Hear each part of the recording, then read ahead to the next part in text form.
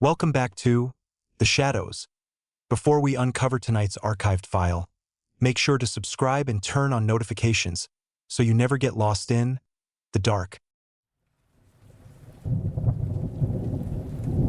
The deadbolt didn't slide inside iron frame at all. It melted into iron frame with slow dark liquid drip. The rain outside stopped, but cold water kept rising up. Kept rising against basement window glass in dark cellar room. Through wired observation window of precinct's sub-basement storage room space. Ray looked back toward main wooden desk sitting in gloom. His lead pencil was sitting on wooden surface under lamp. The graphite was slowly liquefying into black oily beads today.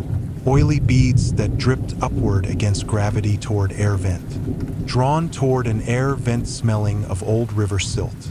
Smelling sharply of 40-year-old river silt in cold room. 3 days earlier, autumn freeze over Blackwood Valley turned roads. Turned asphalt roads into black treacherous glass under winter sky. Raymond Miller was 47 years old, senior evidence custodian now, whose 30 years on county police force ended with transfer. Ended with a silent transfer to basement of Precinct 9, a heavy structure built in 1898 out of sandstone blocks. Built out of dense sandstone and iron-reinforced concrete inside gloom. He carried a key ring with 16 unnumbered brass blanks, a wooden clipboard, and transfer directive stamped by Chief Deputy. Stamped by a Chief Deputy who retired to Florida past. Retired to Florida 7 years ago from Police Department force. Precinct 9 sat on a narrow tongue of land trapped. Trapped between active rail yard and old canal basin below town.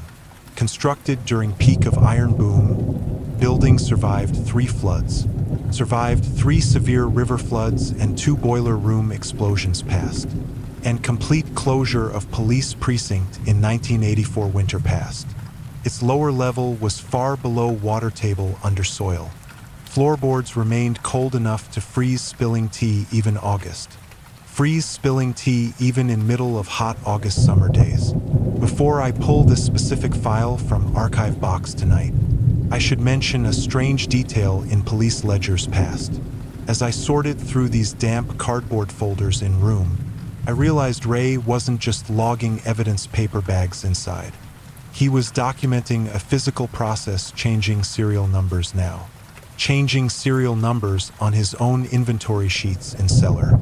On his first morning, Ray met Marcus, elderly night watchman. An elderly watchman who worked basement perimeter since precinct closed. Marcus was a man whose skin possessed dull gray texture. The dull gray texture of unpolished slate in cold dark. His eyes permanently shadowed beneath a heavy wool cap worn.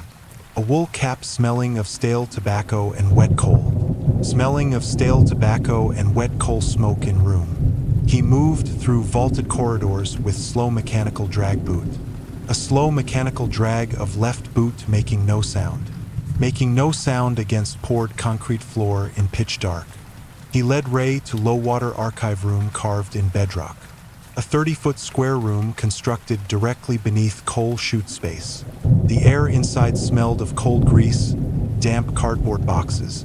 Smelled of cold grease, damp cardboard, and dried blood thick.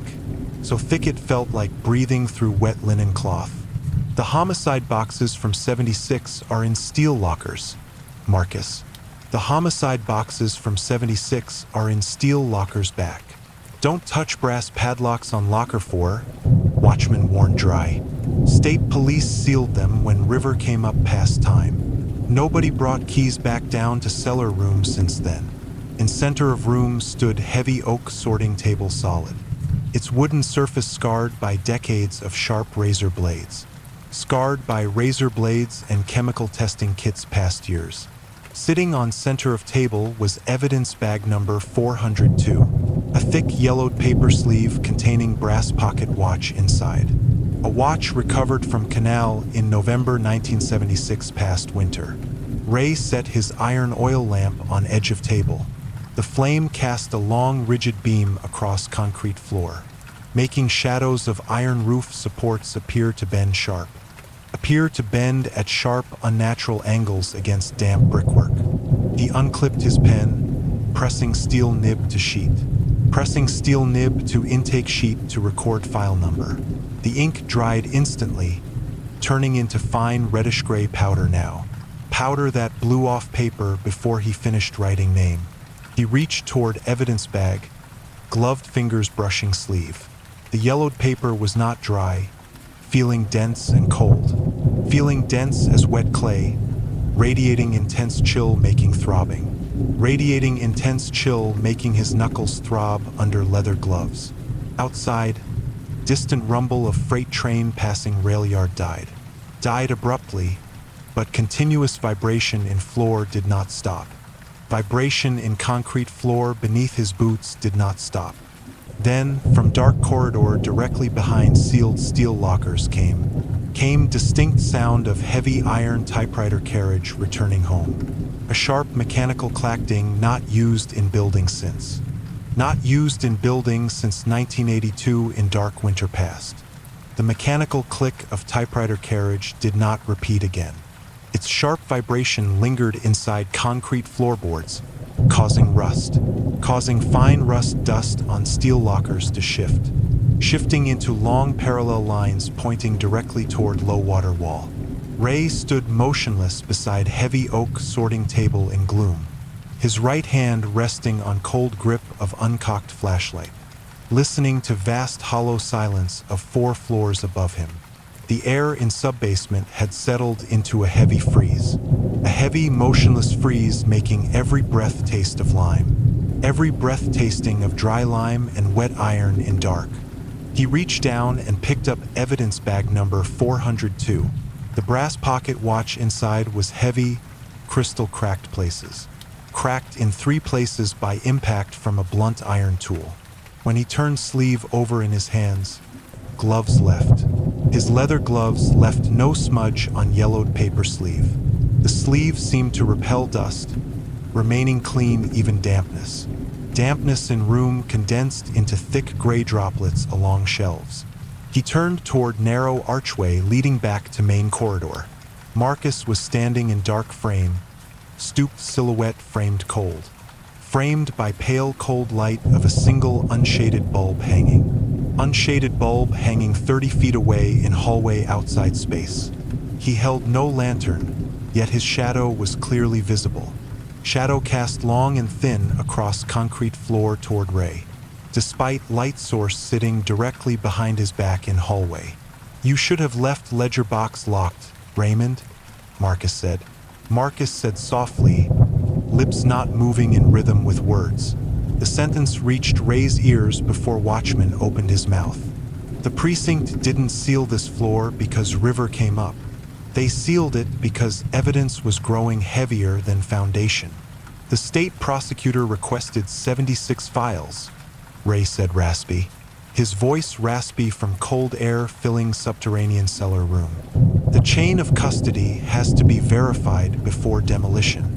Verified before precinct is demolished next month by city crew." Marcus took 1 step into room, shadow stretching further across. His shadow did not shorten as he approached light source. It stretched further across floor toward oak sorting table space. Dark hand reaching until it touched edge of evidence bag. "The chain was broken before they poured concrete for room," Marcus said, pointing a gnarled gray finger toward back wall. "Look at locker frames, not set into brick wall behind. The brick was built around steel to keep doors locked. Keep locker doors from swinging outward into aisle space around." Ray lifted heavy brass flashlight, sweeping beam along row lockers. Sweeping beam along row of green steel lockers in dark. The metal frames were not straight, bowed outward at curve. Bowed outward at a subtle 8-degree curve in pitch dark. The heavy brass padlocks on locker 4 hanging upside down. Hanging upside down against gravity, iron shackle loops pointing ceiling, as if suspended in water inside cold dark subterranean chamber. Now, as a narrator who has read through maintenance logs, read through hundreds of pages of precinct maintenance logs past, When a basement begins to alter its structural angles today, it rarely starts with a loud crack shaking stone foundation. It starts with a line dropping below water table level. Ray reached out left hand to touch surface of locker 4. The cold steel was dry, woolen sleeve producing harsh scrape. A harsh papery scrape against green enamel coating steel frame. When he pulled hand back, distance to table shortened 2 feet. The narrow aisle between shelving units was no longer wide. No longer wide enough for a man to walk through straight. From dark corridor outside came slow, rhythmic sound of boots. Heavy iron-shod boots stepping through shallow water in dark. A wet, heavy slap-clack approaching threshold room space. Approaching threshold, stopping 3 seconds, then continuing right through. Continuing directly through solid 12-inch concrete wall to right. Ray took a step backward, heel striking leg of table. The brass watch inside evidence bag grew freezing cold chest, radiating an icy chill penetrating through heavy wool coat fabric. He looked up at Marcus, watchman no longer looking lockers. He was staring down at concrete floor beneath Ray's boots, where thin lines of black sulfurous water seeping upward seeping upward through expansion joints, drawing a crude grid space. Drawing a crude grid matching floor plan of old morgue. The sulfurous grease seeping through concrete mortar did not pool. It did not pool on floor like ordinary water outside. It crept outward in thin iridescent veins clinging to smooth aggregate, avoiding dust, gathering around steel feet of evidence shelving units. The air inside low-water archive had grown noticeably colder around, holding a stagnant metallic freeze making back of Ray's throat taste. Ray's throat taste of oxidized lead and unwashed wool in dark. Ray stood motionless between oak sorting table and locker 4 space. His right hand remained locked around handle of heavy brass flashlight, its narrow yellow beam reflecting off yellowed glass of bag 402. The pocket watch inside bag was no longer completely silent now. A faint rhythmic scraping sound coming from within brass casing frame. Not brisk mechanical ticking of a spring balance wheel inside clock, but slow deliberate drag of a metal pin forced through dry bone ash. Before I pull next page from this precinct folder tonight, I think it's worth pointing out a detail not appearing in logs. Looking through duty rosters for November 1976 past years ago, I realized evidence clerk assigned to this sub-basement before Ray. He didn't submit a formal resignation to precinct captain back then. His payroll account was simply marked, settled by court order passed. Marked on same afternoon river reached lower air shafts room space. The state prosecutor isn't coming down these stairs. Raymond, Marcus said, voice flat and devoid of resonance from threshold frame. They don't send attorneys to sign for boxes sitting below waterline. Sitting below waterline for 50 long years in cold dark cellar.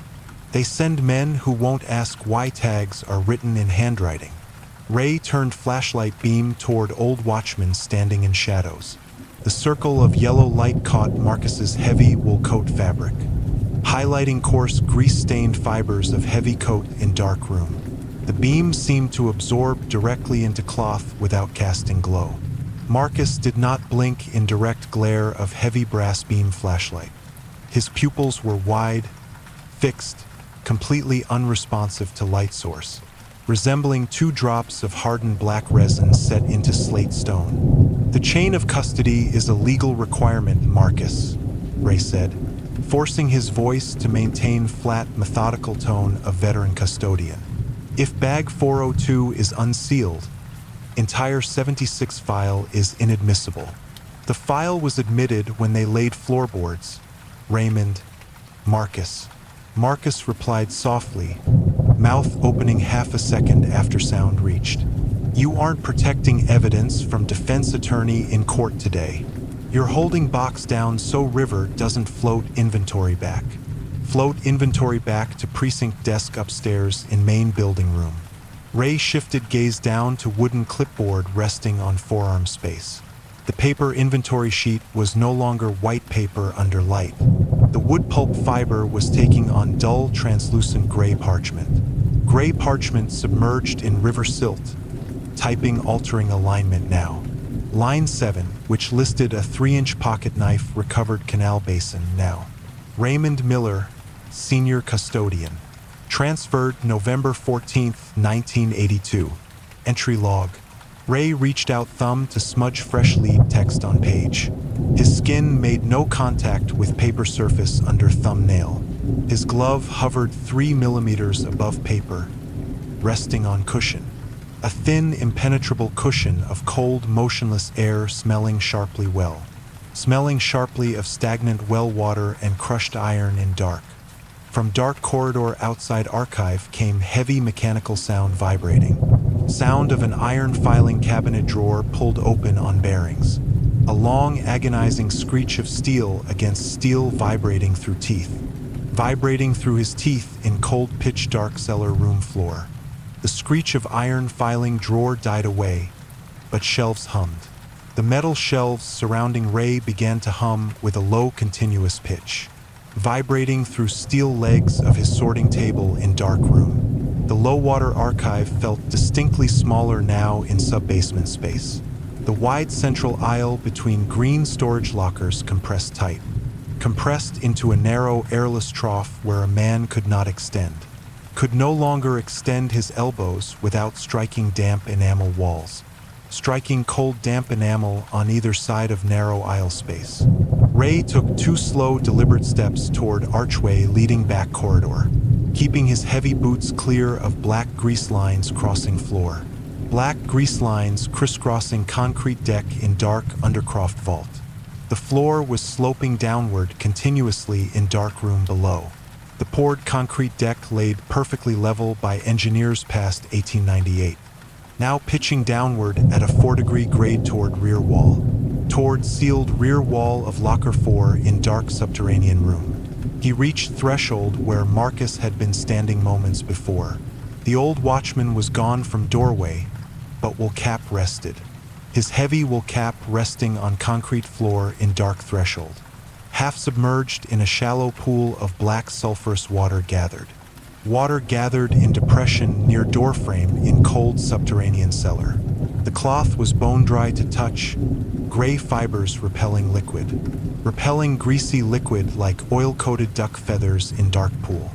Now, as a narrator who has spent long hours cross-referencing precinct property logs with municipal demolition permits passed, there is a specific tone people adopt when realizing surroundings change. When realizing surroundings are no longer governed by structural engineering. It isn't panic-filling heart. It's a quiet, cold detachment inside. A sudden understanding that door behind was never meant to street. Never meant to lead to street level outside building in town. Ray lifted flashlight beam, sweeping along arched brickwork passage. Sweeping along arched brickwork of main corridor in pitch dark. The hall did not run 50 feet to furnace room stairs. Not as it had when he descended at 7 o'clock tonight. The brick passage curved sharply to left, coiling downward bedrock. Coiling downward into bedrock in a tight mechanical spiral below. A mechanical spiral showing no end in deep subterranean dark space. The walls were not lined with utility pipes or electrical wire. The mortar between dark red bricks replaced by thousands of tags. Thousands of narrow paper tags. Standard police evidence labels bound past. Bound with faded pink string. Each tag stamped with 6 digits. Stamped with a 6-digit serial number and date from 1976. Date from winter of 1976 past years in cold dark room. Ray stepped into curving corridor, iron-nailed boots making crunching sound. Making a dry, papery crunching sound against floor as walked. As he walked, yellow beam of flashlight caught brass-bound ledger.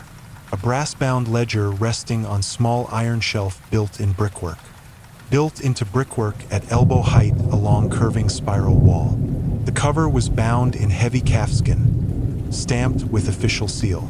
Stamped with seal of county coroner's office from past years. He stopped, gloved hand reaching for heavy leather binding frame. The air inside Spiral Hall was so cold breath formed no vapor. His breath did not form a vapor cloud in cold dark gallery. Moisture frozen instantly on his lips, leaving a thin crust ice. A thin salty crust of ice making skin feel tight brittle. He opened calfskin register resting on iron shelf built brick. The pages were filled with fresh wet iron gall ink inside. Ink smelling sharply of crushed copperas and river silt past time. The handwriting was not that of a desk sergeant or coroner. It was written in his own precise analytical script on page. Using exact lead pencil he left on desk in subbasement. The entry for current hour read in clear bold strokes today. The custodian reached 6th turn of lower gallery at 8:40. He carried no iron key for rear locker in subterranean vault.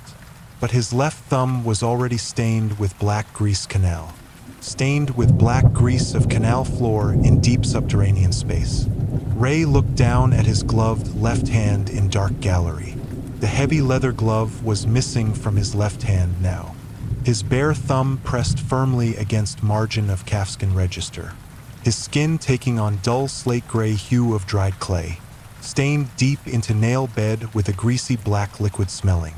Smelling of old iron in cold subterranean gallery space tonight. From dark spiraling shaft ahead came slow rhythmic sound boots. Slow rhythmic sound of heavy boots stepping through shallow water. Approaching his position at a steady, unhurried pace matching watch. Matching backward sweep of watch in his pocket in dark. The iron file cabinet screech dissolved into stone joints continuously. The low spiral passage continued its downward tilt into bedrock. Tilting into bedrock beneath precinct basement in dark undercroft space. Ray stood at 6th turn of descending gallery in pitch dark. His flashlight beam flickering against damp brickwork along curving wall. The atmosphere had turned thick, oily, intensely cold around him. Holding an ancient unventilated dampness smelling of river silt, ash, smelling of river silt, wet coal ash, and zinc rust in room. He looked down at his bare thumb pressed into margin of calfskin corner's register on iron shelf. The dark sulfurous grease had soaked into skin, staining bed, staining his nail bed with an indelible black ring around knuckle. Feeling like a permanent iron band around his knuckle in dark. He tried to pull his thumb back from vellum page. Pulling back, but paper held flesh with subtle adhesive suction. Adhesive suction drawing cold moisture out of his skin continuously. Before I extract next incident log from this precinct folder, I think it's worth noting strange physical anomaly recorded past. Recorded in City Surveyor's notes for 1976 past years ago, the engineers who drafted lower foundation plans for Precinct 9. Drafted lower foundation plans marking subbasement 30 feet below. Marking subbasement at 30 feet below street level in town. Their measuring chains consistently recorded an additional 40 feet. An additional 40 feet of empty unmapped space whenever river rose above high water line in winter storm season. Ray forced his fingers backward, tearing thumb free from page. Tearing thumb free with a sound like wet paper separating iron. The text on page was altering itself under dim yellow beam. Under dim yellow circle of torch beam in dark gallery. The handwritten log listing his transfer details minutes earlier now. Spreading outward in thin, needle-like capillaries of black ink. The chain of custody requires 3 witnesses, script read clearly. Written in his own hasty, precise hand on calfskin register. The custodian carries lamp. The watchman holds key tight. The river provides vault for evidence bags down below earth. Ray stepped away from iron shelf, boots scraping fine layer. Scraping through fine layer of salt frost covering lower steps. He looked down spiraling shaft into dark subterranean well depth. 40 feet below, framed by dark red masonry of well, sat a second wooden sorting table exact duplicate of desk before. Complete with an identical iron oil lamp burning with flame. Burning with a needle-sharp point of blue flame in dark. Sitting behind desk in dark lower room was a figure, wearing a dark double-breasted police overcoat in pitch dark room. His head turned down toward open ledger on wooden surface. His right hand moving steel pen across paper with rhythm. Moving steel pen with a rhythmic mechanical scratch scratch scratch echoing up through brick chute in subterranean gallery space tonight. Ray pulled service revolver from coat holster, thumb slipping twice on cold hammer as he pulled back lock. Pulled back until it locked with a sharp iron click. Identify yourself, Ray called down shaft, voice hollow dry. His voice hollow, dry, and devoid of echo in dark space. The figure behind desk did not lift his head at all. He did not pause his writing on open ledger paper page. But from dark brickwork directly beside Ray's right ear came reply, spoken in Marcus's flat, unhurried cadence in dark. Coming from mortar joints rather than human throat in wall. He can't answer you, Raymond, voice whispered in bricks. He's filling out inventory for midnight shift down here. The sound of Marcus's voice emerging from brick mortar settled into marrow of Ray's collarbone like a cold needle tight, locking his shoulder joints in a rigid cramp in dark gallery. Ray backed up 2 steps, boots striking narrow stone riser behind him in deep subterranean gallery well. But the ascending stairs had flattened out completely into brick wall. The ascending spiral vanished, replaced by a smooth, continuous run. Of wet brickwork coiling down, curving back toward lower sorting desk where blue flame burned. He lowered torch beam onto sitting figure 40 feet below floor. The yellow light washed over dark wool coat, illuminating shoulders. Illuminating broad stooped shoulders and faded silver buttons of uniform. Faded silver buttons of mid-century police officer uniform coat down. The man sitting at second sorting table was not Marcus tonight. The profile belonged to Arthur Vance. Evidence custodian vanished from Precinct 9 during severe river freeze of 1976. His face was pale, dry, entirely featureless like gray clay paste. The flesh around cheeks and jaw smoothed over like wet gray clay dried under a heat lamp, where eyes should have been 2 small circular brass tags pinned directly into bone, stamped with 6-digit serial number each. Stamped with 6-digit inventory serial number from old police files. Now, as a researcher who spent long hours examining dossiers, examining old internal affairs dossiers past years in archive rooms, I can tell you that when precinct closes officer's file, without obituary, it isn't to cover crime. Isn't always to cover up a crime committed in past years. Sometimes it's because department couldn't find a physical body to deliver to family plot for burial. Vance did not look up from open calfskin coroner register ledger. His steel pen stopped its motion across vellum paper page. The inventory is short 3 items, Miller. Vance spoke cold. The sound did not come from his closed, featureless jaw frame. It resonated from iron legs of sorting table vibrating through floorboards into Ray's boots in dark gallery room. The pocket watch from canal floor, voice echoed from iron legs. The brass key to locker 4, and badge from 32. Ray reached into coat pocket, gloved thumb brushing metal shield. Brushing against metal edge of his departmental badge inside coat.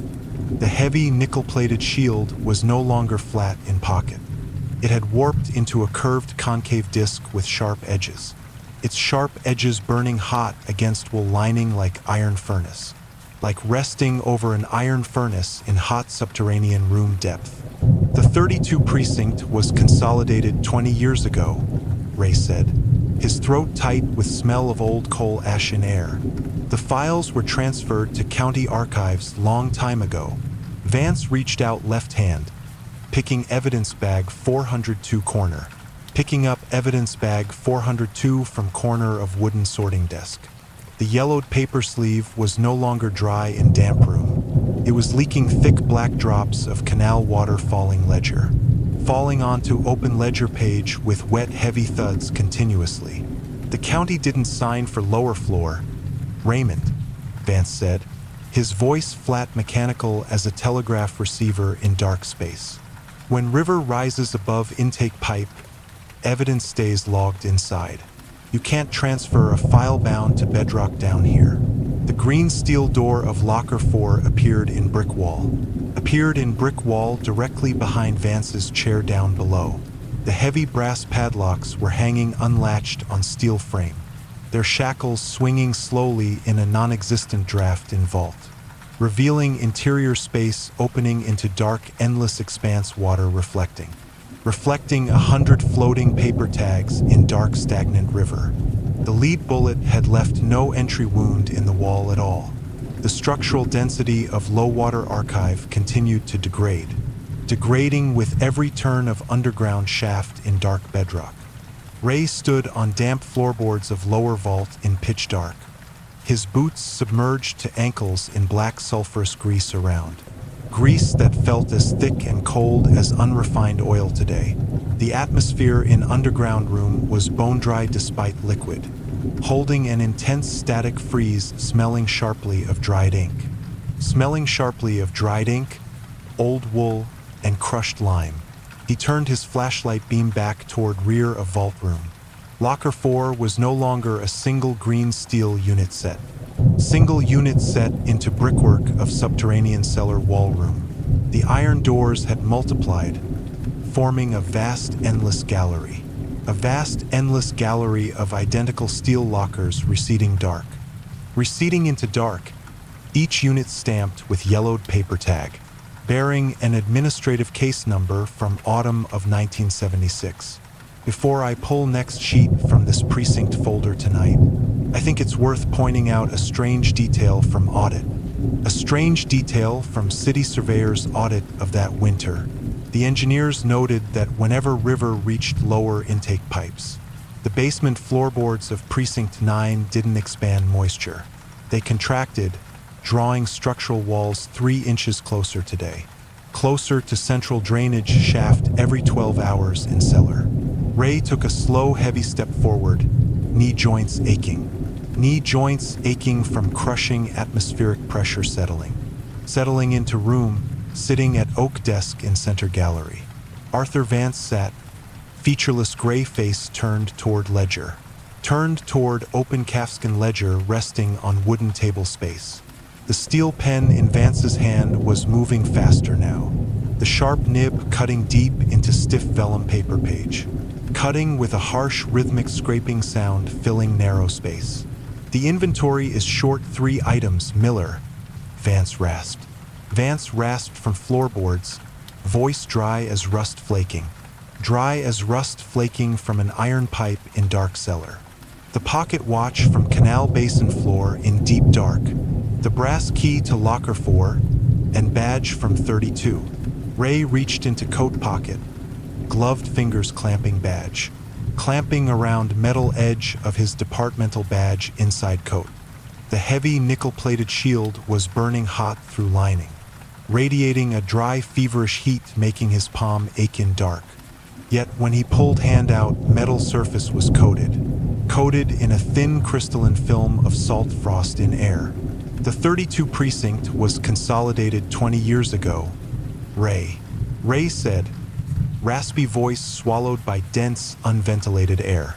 The files were transferred to county archives long ago. Vance reached out left hand, picking up evidence bag 402 from corner of desk in room. The yellowed paper sleeve was no longer dry in dark cellar, leaking thick black drops of canal water falling onto open ledger page with wet heavy thuds continuously. The county didn't sign for lower floor. Raymond, Vance said, his voice flat mechanical as a telegraph receiver in dark space. When river rises above intake pipe, evidence stays logged inside.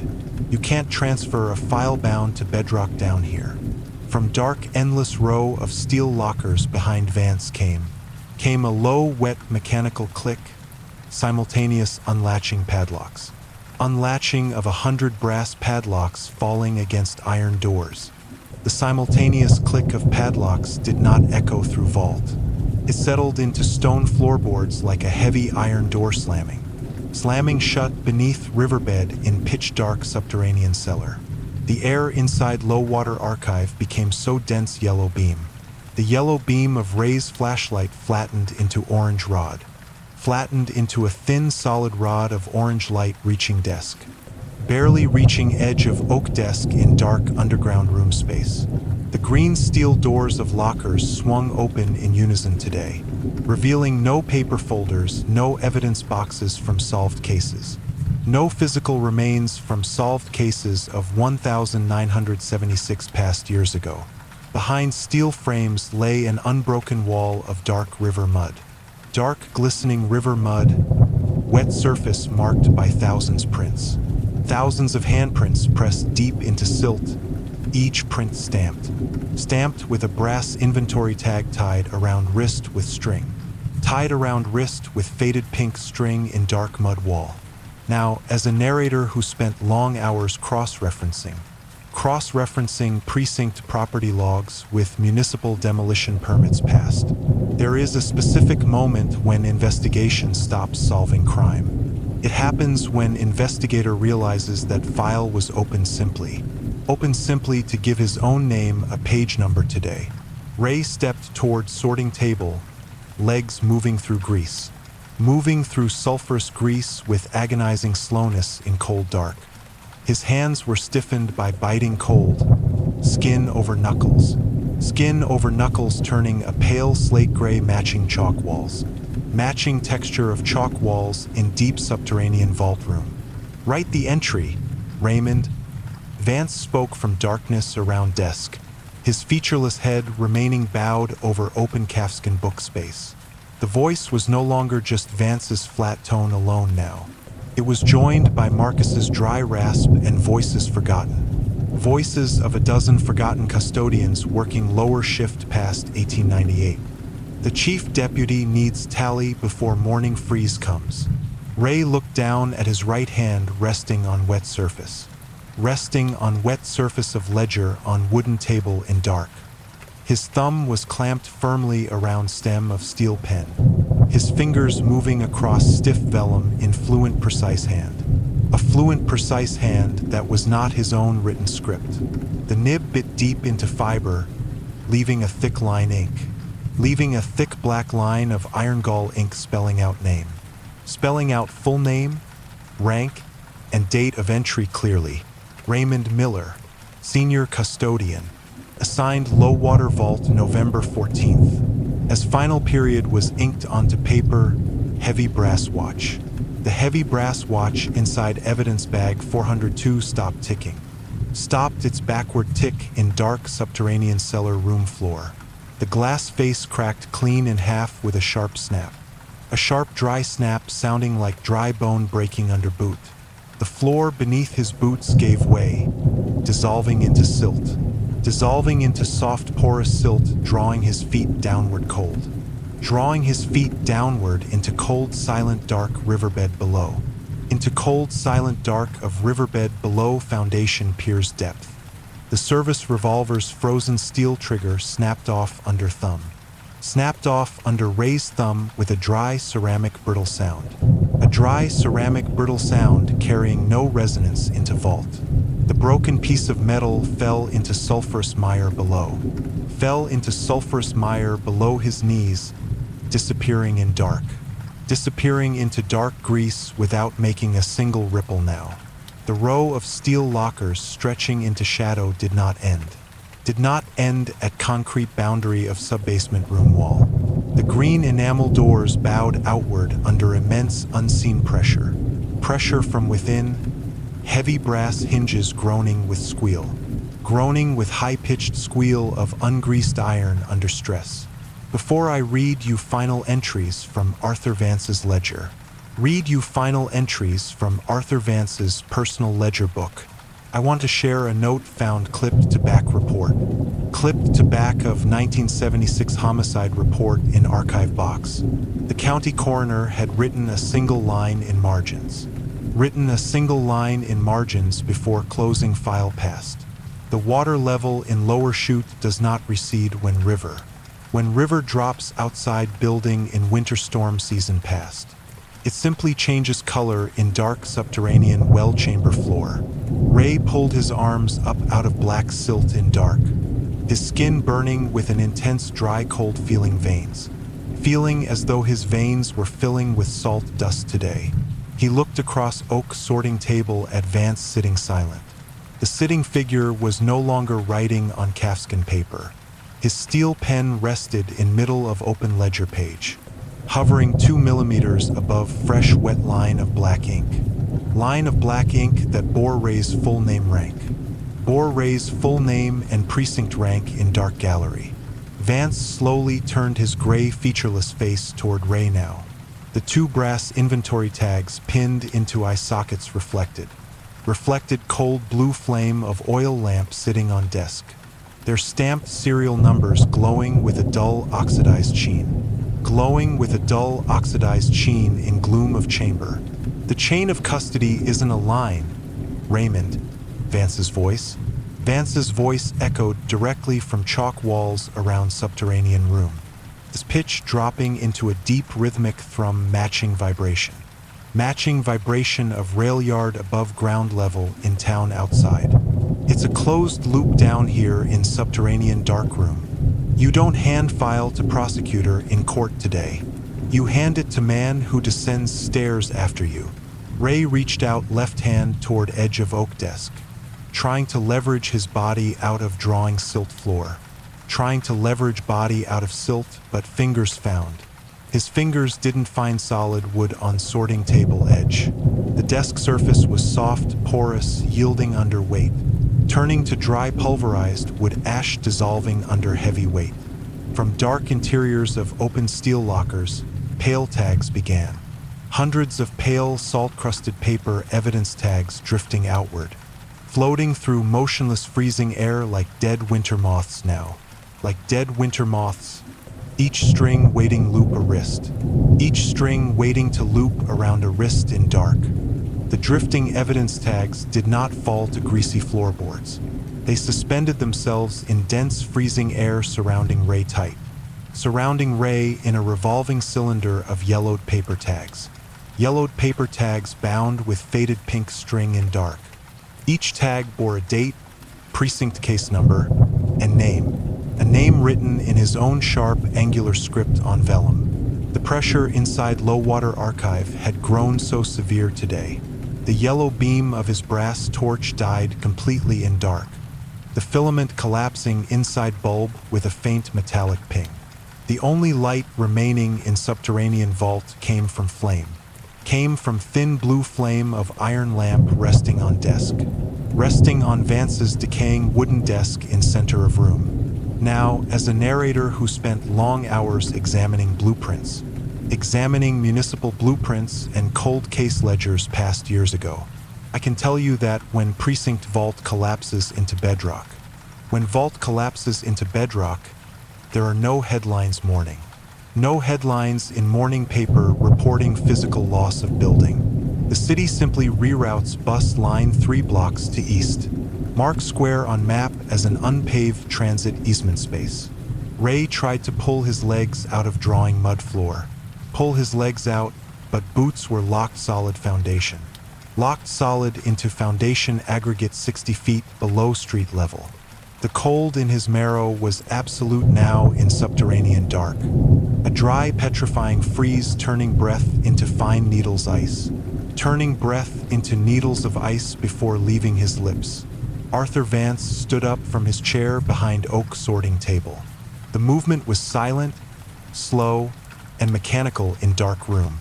He did not walk around oak sorting table in center vault. He stepped through rotting timber as though desk were nothing. As though desk were nothing more than shadow cast by flame. Shadow cast by blue oil flame burning on decaying wood desk. He reached out his gray chalk hand, stiff fingers holding. stiff fingers holding a fresh brass key attached to heavy tag. Attached to heavy paper tag stamped with number 402 clearly. "The shift is over, Miller." Vance rasped from chalk masonry. Vance rasped from dark chalk masonry around them in subterranean room. "Take the ring. Go up to desk." Voice echoed. Ray looked down at his own right hand resting on ledger. Resting on wet surface of open ledger on wooden desk. His fingers had turned completely gray, skin taking on texture. Taking on exact texture of unpolished slate walls in chamber. His fingernails were black, permanently stained with sulfurous grease. Permanently stained with sulfurous grease of canal floor down here. He reached out his gray stone hand for brass key ring. The instant his stone fingers touched cold metal brass ring, the dark, endless gallery of steel lockers collapsed inward fast. Collapsed inward with a sound like 1,000 heavy volumes falling. 1,000 heavy volumes falling onto a concrete floor in dark. The green steel lockers did not crash inward like physical iron. They collapsed into themselves with silent concussive implosion. Implosion of a vacuum tube shattering deep underwater today, throwing out a dense shockwave of freezing canal water backward, blasting Ray backward against stone frame of descending archway. The force didn't crush his ribs. It pushed remaining air out of his lungs in dark basement well, replacing his breath with a stagnant, bitter, chill smelling smelling of decayed oak timber and pulverized lime in dark air. When Ray forced his eyes open, long, endless gallery gone. The long, endless gallery of low-water archive was completely gone. He was no longer buried 60 feet beneath foundation piers, sitting on cold concrete floor of original subbasement room, his heavy wool coat soaked through with foul-smelling river mud. Before we follow Ray up iron spiral to main floor desk, we need to talk about concept of municipal water table past. City planners look at it as an engineering problem on paper. A line on a chart dictating how deep concrete can pour. How deep you can pour concrete before river takes back today. But if you read structural damage reports from 1976 flood, notice a pattern in official internal affairs survey reports. The water didn't breach walls from outside riverbed channels. It rose directly through solid foundation, pulling everything down. Pulling everything that wasn't chained down back into silt floor. Ray pushed himself up from floor, joints grinding with friction. His joints grinding with a dull ceramic friction in dark room. The oak sorting table stood in center of room space dry. Its surface bone dry, scarred by decades of chemical testing. The iron oil lamp was unlit, glass chimney clean cold. Locker 4 sat firmly bolted against low water wall today. Its green enamel surface was dry, heavy brass padlocks hung. Padlocks hung securely in iron hasps locking files behind steel. He looked down at his hands under dim light in room. The slate-gray discoloration was gone from his skin hands, replaced by normal ruddy wind-burned tone of his own skin. The heavy leather glove was back on his left hand now. The dark, indelible band of sulfurous grease vanished entirely today. But his right hand was heavy in dark subbasement room. He opened his frozen fingers slowly in cold dark airspace. Resting in his palm was thick yellowed paper sleeve bag. Evidence bag 402 was dry, sealed with fresh red wax. Inside, he felt cold, heavy weight of brass pocket watch. Its shattered crystal pressing sharp edges against paper sleeve page. "The inventory is correct, Miller," Marcus's flat voice spoke. Marcus's flat, unhurried voice spoke from main corridor behind. Ray spun around on cold concrete floor of dark gallery. The old watchman was standing in dark archway wearing cap. His heavy wool cap pulled low over eyes casting long shadow. Casting a long thin shadow across concrete floor despite darkness. Holding a wooden clipboard against chest with fresh intake sheet. The state police didn't leave padlocks closed because lost keys. Ray. They closed them because canal needs an anchor keep basement. An anchor to keep subbasement from floating away in flood. You hold bag. I hold ledger. River keeps vault today. Ray looked down at evidence bag 402 in hand today. Attached to bottom corner of yellowed paper hanging string. Hanging by a short faded pink string was small brass tag. It bore his full name, rank, 6-digit case number assigned. Case number assigned to Arthur Vance disappearance file passed. The cold concrete floor beneath Ray's boots vibrated with rumble. Vibrated with sudden distant rumble of a freight train passing through surface rail yard 4 stories above street level. The sound was a sharp physical reminder of living city, a world of iron wheels, diesel exhaust, and cold rain. But noise felt thin and hollow in subbasement gallery room, as though precinct itself were suspended inside a diving bell. Suspended inside a pressurized diving bell beneath riverbed floor. Ray didn't speak a single word to watchmen sitting near. He pushed past Marcus, heavy boots making no sound making no sound against cold concrete floor as he walked out of low water archive and into main corridor space. He didn't look back at old watchman or sorting table. He kept eyes fixed on heavy iron fire door at end. The door leading up central concrete stairwell to main desk. Now, as a researcher who spent long hours cross-referencing these forgotten transfer logs past years in archives, I can tell you that when precinct is slated for demolition, county doesn't send teams. Doesn't send hazardous materials team down to check subbasement. They pump out standing water, seal lower doors with concrete block and tell demolition crew to pour fill dirt directly over floorboards. Ray reached main floor of Precinct 9 as shift arrived. As morning shift was arriving in early cold autumn light, the wide lobby smelled of wet wool uniforms and coffee. Cheap percolator coffee, smoke. The desk sergeant, a young corporal with a fresh badge, looked up from incident book as Ray stepped through door. Miller?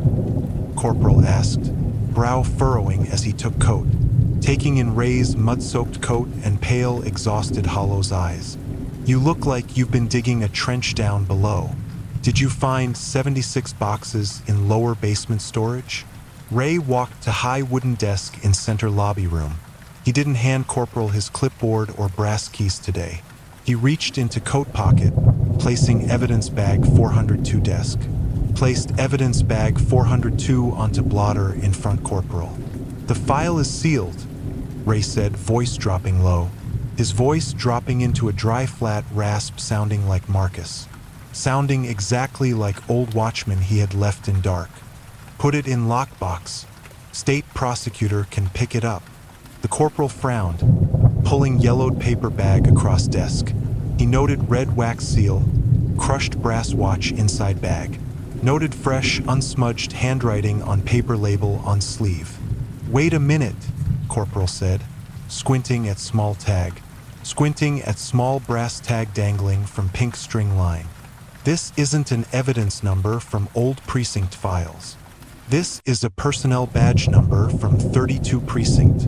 He looked up to ask Ray for clarification on badge, but space in front of desk was completely empty now. The heavy glass entry doors were swinging shut behind him, cutting off cold autumn rain washing city streets outside today. Ray's transfer file was closed 3 weeks later officially. Closed when Precinct 9 was officially condemned by City Hall. The county demolition crew filled subbasement with 70 tons. Gravel, poured concrete cap. Poured a new concrete cap over access stairs in cellar. If you walk past old rail yard today in city, look.